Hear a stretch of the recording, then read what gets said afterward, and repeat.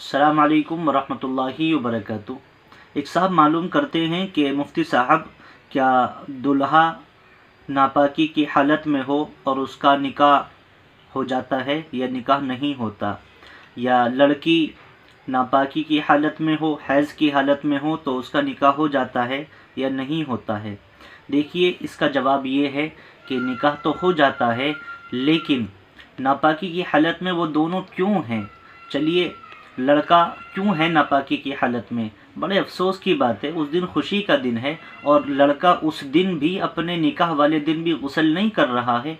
ये क्या है, ये बहुत ज़्यादा गलत बात है। इसलिए उस दिन तो कम से कम गुस्ल करके, खुशबू वगैरह लगा करके जाना चाहिए। निकाह के लिए नापाकी का कोई ताल्लुक़ नहीं है।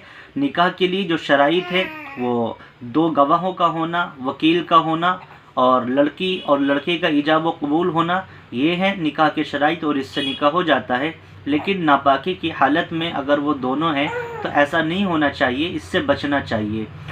हाँ, एक बात का और यहाँ पर ख्याल रखें कि अगर निकाह मस्जिद में हो रहा है तो मस्जिद के अंदर नापाक इंसान को मस्जिद में आने की इजाज़त नहीं है और ये कबीरा गुनाह में है। इसलिए इसका लिहाज रखें और ख़याल रखें कि नापाकी की हालत में मस्जिद के अंदर ना जाएं।